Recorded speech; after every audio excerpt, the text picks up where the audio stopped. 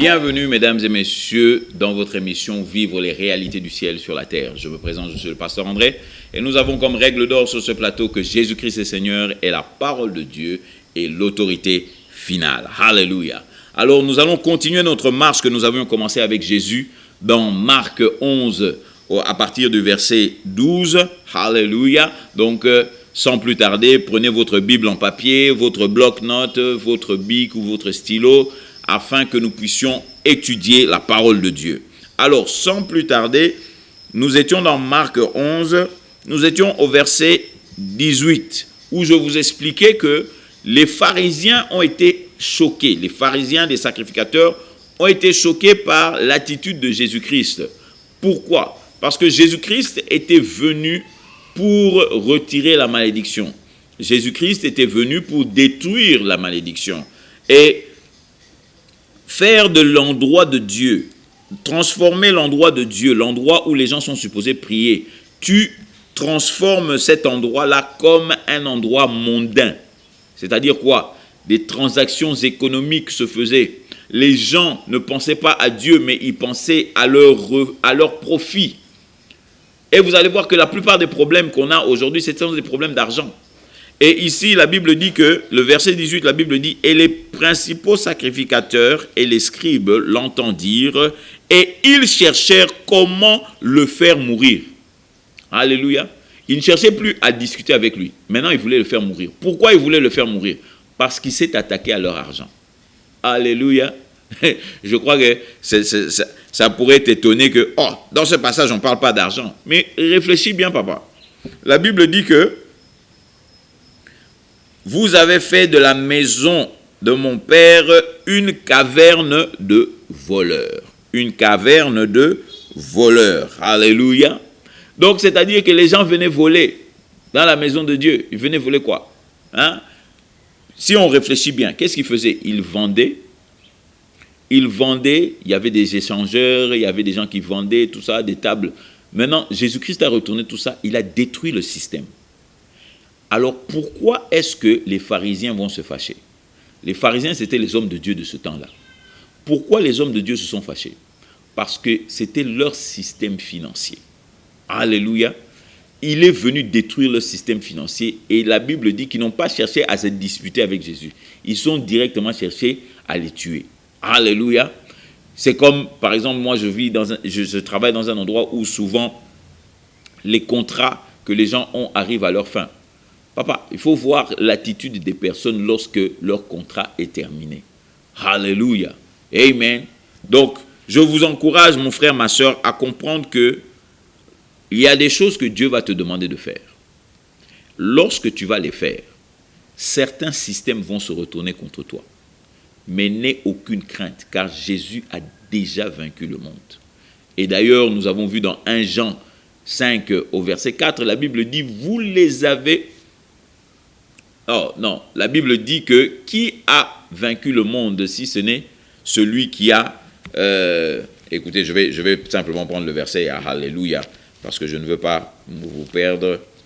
Je vais simplement prendre le verset pour que nous soyons dans l'exactitude. Alléluia. Regardez ceci dans 1 Jean 5. 1 Jean 5 au verset 4. La Bible dit, parce que tout ce qui est né de Dieu est victorieux du monde. Tout ce qui est né de Dieu est victorieux du monde. C'est ici la victoire qui a vaincu le monde, savoir notre foi. La victoire qui a vaincu le monde, papa, c'est ta foi en Jésus-Christ. Alléluia. D'où ce qui fait que n'ayez pas peur lorsque les gens vont se lever parce que tu suis la volonté de Dieu, les gens se lèveront contre toi. Mon frère, les gens se lèveront contre toi, mais sache que la véritable victoire se trouve dans ta foi. Tant que tu restes dans la foi, tu es complètement protégé. Alléluia. Donc, nous retournons dans Marc 11. Alléluia. Donc, nous voyons Jésus-Christ ici en pleine action, faisant la volonté de Dieu. Et la Bible nous dit maintenant dans le verset 19, la Bible nous dit, « Et quand le soir fut venu, il sortit de la ville. » Alléluia. Il sortit de la ville. Quelle ville? La ville de Jérusalem. Alléluia. Jésus-Christ est venu à Jérusalem, il a prêché, et puis après, il est rentré Il est rentré, si vous voulez, à Béthanie. Maintenant, nous allons commencer notre véritable étude sur la foi qui bouge les montagnes. Mon frère, ma sœur, comme nous l'avions dit dans des émissions précédentes, que la foi, ce n'est pas une utopie, une théorie chrétienne. Oh, je suis de la foi chrétienne, je suis de la foi musulmane. Non, ça c'est la foi que définit le dictionnaire humain en disant que c'est l'ensemble des dogmes religieux. Mais ce n'est pas ça que je suis en train de parler. Je suis en train de vous parler de cette entité spirituelle, de cette force spirituelle, de cet esprit spirituel que Dieu vous a donné afin d'emmener tout ce qui est dans le visible, dans le visible. Écoutez-moi bien, tout ce qui est dans l'invisible, dans le visible. Alléluia. Dieu n'a pas prévu que tu vives une vie médiocre sur cette terre. Dieu n'a pas prévu que tu vives une vie de souffrance sur cette terre. Dieu a prévu que tu aies la vie en abondance et plus, donc c'est-à-dire que tu aies la vie et que tu l'aies en abondance. Alléluia. Maintenant, prenons la Bible au verset 20. Et le matin, comme ils passaient, ils virent le figuier séché depuis les racines. Alléluia. Séché depuis les racines. Je veux que tu puisses regarder. Nous ne sommes pas en train de parler d'une utopie. Non, nous parlons d'un véritable arbre à qui Jésus-Christ a parlé 24 heures avant et que 24 heures après, l'arbre a séché depuis les racines. L'arbre a séché depuis les racines. Alléluia.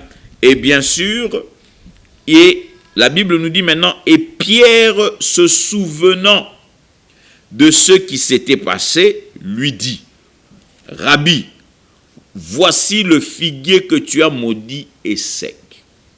Alléluia. Mon frère, ma sœur, comprends bien ces choses ici. La Bible dit que le figuier était sèche depuis les racines. Maintenant, la question que je me pose, comment est-ce qu'on peut savoir si un arbre est séché depuis les racines?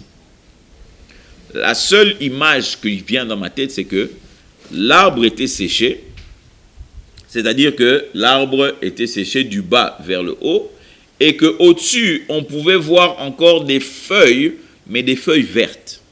Alléluia. Vous savez, par exemple, maintenant, quand un arbre, quand les feuilles veulent tomber, elles deviennent brunes.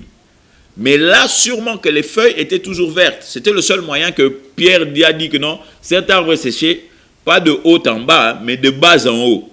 Parce que ce qui est en haut là est encore en bon état. Amen. Alléluia. C'est comme ça que Pierre a pu le dire. Alors, la première révélation que vous devez réaliser ici, c'est que la parole de Dieu s'occupe des racines de ton problème. Laisse-moi te le dire encore. La parole de Dieu va directement à la racine du problème. La parole de Dieu ne s'occupe pas des fruits. La parole de Dieu s'occupe des racines. Alors, beaucoup de gens cherchent à changer leur vie. Mais mon frère, ma sœur, si tu commences à confesser la parole de Dieu, si tu commences à dire ce que Dieu dit, si tu commences à réfléchir comme Dieu réfléchit, tu verras que le problème auquel tu es en train de faire face va être détruit à partir de la racine. Alléluia. Il a dit, plus personne ne mangera de fruits de toi. Plus personne ne mangera de fruits de toi. Et cette parole-là est allée directement à la racine. Bouf. Dès que Jésus-Christ l'a dit, cet arbre a séché. Je suis sûr que le soir, quand ils sont rentrés, ce même Pierre-là, ça peut-être, vous allez me dire, oh mais pasteur, comment tu sais ça? Bon, vous allez, peut-être que j'extrapole. Mais tu verras ça quand tu iras au ciel. Quand tu iras au ciel, demande à Jésus, il va te dire. Que je suis sûr que Paul, comme il était curieux, que Pierre plutôt, comme il était curieux, le soir quand ils sont rentrés, il a regardé l'arbre. Il a vu que rien n'est passé, il n'y a rien ici. Mais le matin, quand ils sont revenus, il a encore regardé l'arbre. Se souvenant, il a encore regardé l'arbre. Et puis, qu'est-ce qu'il a dit? Il a dit, mais papa, l'arbre que tu as maudit hier, il est sec aujourd'hui. Alléluia. Maintenant, regardez ce qui se passe ici. Je veux que vous ouvriez grandement vos oreilles et que vous me donniez toute votre attention. Ces minutes ici sont des minutes qui peuvent changer ta vie. Écoutez-moi bien. Le plus grand enseignement que Jésus-Christ a donné sur la foi se trouve dans ces versets ici. Le plus grand enseignement qu'il a donné sur la foi se trouve dans ces versets ici. Alors, nous allons aller calmement. Ne vous en faites pas, même si le temps aujourd'hui termine. Nous allons utiliser le reste du temps, jusqu'au moment où Jésus-Christ va revenir, pour vous expliquer. Parce qu'il n'y a rien de plus important que de développer ta foi, de vivre par la foi. Parce que c'est la prescription de Dieu. Dieu nous a dit, les chrétiens, ou bien le juste, vivra par la foi. Ce n'est pas une option. Alléluia. Maintenant, écoutez ceci. Il dit, et Jésus répondant leur dit, Amen. En d'autres termes, je sais que dans Louis II, peut-être dans certaines versions, on dit, et Jésus dit. Mais si vous regardez encore dans la version originale, la Bible dit que Jésus répondant. Donc, il a répondu encore. Il répond. Comment tu veux répondre s'il n'y a pas de question? C'est sûr que Pierre lui a posé une question ici en lui disant, hé, papa, le figuier à quel tu as parlé hier, il est maudit. Comment tu as fait ça? Alléluia. Vous allez me dire, oh, mais comment tu sais qu'il a posé la question, comment tu as fait ça? Bon, regardez. Écoutez la réponse que Jésus lui donne. Jésus lui dit, ayez foi en Dieu. Verset 22. Ayez foi en Dieu. La première chose qu'il lui dit, ayez foi en Dieu. Et puis après, il dit, en vérité, je vous le dis. Ma version ici me dit, en vérité, je vous dis que quiconque dira à cette montagne, ôte-toi et jette-toi dans la mer, et qui ne doutera pas dans son cœur, mais croira que ce qu'il dit se fait, tout ce qu'il aura dit lui sera fait. Alléluia. Mon frère, ma soeur, je veux que tu prennes d'abord ton temps. Alléluia. Je veux que tu regardes ce verset-là dans ta Bible. Le verset 22 et le verset 23. Alléluia. Verset 22 et le verset 23. Le verset 22, dans la plupart des versions, on vous traduit Jésus répondant, ayez foi en Dieu. Alléluia. Mais une version beaucoup plus littérale dit, ayez la foi de Dieu. Ayez la foi de Dieu. Maintenant, mon frère, ma soeur, je voudrais t'emmener à comprendre quelque chose ici. Jésus venait de parler à un figuier, 24 heures plus tôt. Et voici que 24 heures après, le figuier a séché.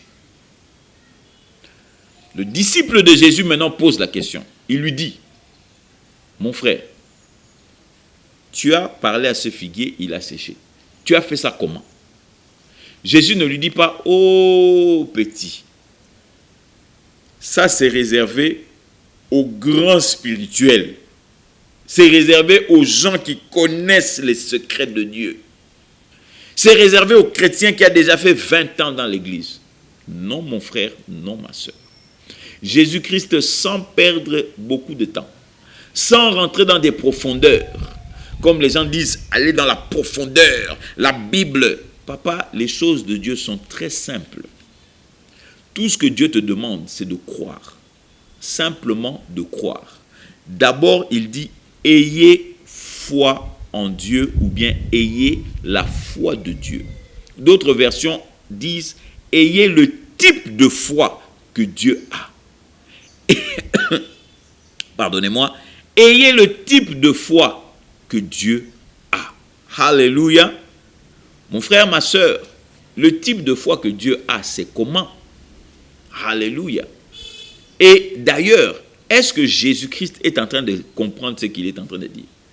Il est en train de dire que toi, mon frère, toi, ma soeur, là où tu es capable d'avoir la même foi que Dieu. Waouh! Tu es capable d'avoir la même foi que Dieu. Je sais que tu es habitué tout le temps à pleurer, oh Nzambe Salaboye, Nzambe Salaboye, Dieu fait ceci, Dieu fait cela. Mais mon frère, Jésus ici est en train de révéler que tu peux avoir la même foi que Dieu. C'est-à-dire ce que Dieu produit, toi aussi, tu peux le produire. Alléluia. Amen, mon frère. Amen, ma soeur. Voici que le temps qui nous est reparti aujourd'hui arrive encore à sa fin. Alors, je ne peux me permettre de terminer cette émission sans te donner l'occasion, l'opportunité, mon frère, d'avoir le plus grand cadeau du ciel, qui est Jésus-Christ de Nazareth. Alléluia. La Bible dit que Dieu a tant aimé le monde qu'il a donné son Fils unique, afin que quiconque croit en lui ne périsse point, mais qu'il ait la vie éternelle. Alléluia. Et c'est ça que je veux t'offrir aujourd'hui. Alors, mon frère, ma soeur, si tu fais cette prière après moi, répète: Seigneur mon Dieu, j'ai entendu ta parole aujourd'hui. Et je crois que tu es le Dieu vivant. Ta parole déclare, dans Romains 10, au verset 9, que si je confesse Jésus-Christ comme Seigneur, et que je crois dans mon cœur que toi, Dieu, tu l'as ressuscité d'entre les morts, je serai sauvé. Alléluia. Alors, papa, en ce moment, je confesse que Jésus, tu es mon Seigneur. Et je crois dans mon cœur que toi, Dieu, tu as ressuscité Jésus d'entre les morts. Et tu l'as fait pour moi. Et la Bible déclare que si je le fais, je suis sauvé. Alors, papa, je reçois ton salut maintenant dans le nom de Jésus-Christ. Amen. Amen, mon frère. Amen, ma soeur. En effet, si tu as fait cette prière, sache que tu es né de nouveau et tu fais partie de la famille de Dieu aujourd'hui. Alors, je t'encourage à trouver une bonne église. S'il y a des églises dans sa alentour, sois-en sûr qu'on prêche la parole de Jésus-Christ dans ces églises et que Jésus-Christ est reconnu comme Seigneur. Si tu n'as pas d'endroit, nous avons un numéro sur l'écran où nous pouvons t'aider, te diriger. Et si tu es dans les alentours, nous pouvons t'inviter à venir nous joindre et à prier avec nous. Alors, je suis le pasteur André, vous rappelant que Jésus-Christ est Seigneur. À la prochaine et à nous revoir.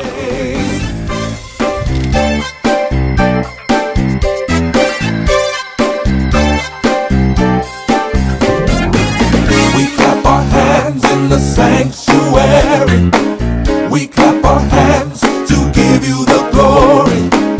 We clap our hands to give you the praise.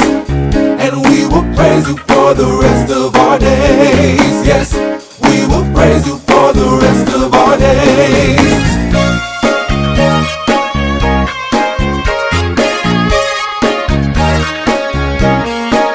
We sing a song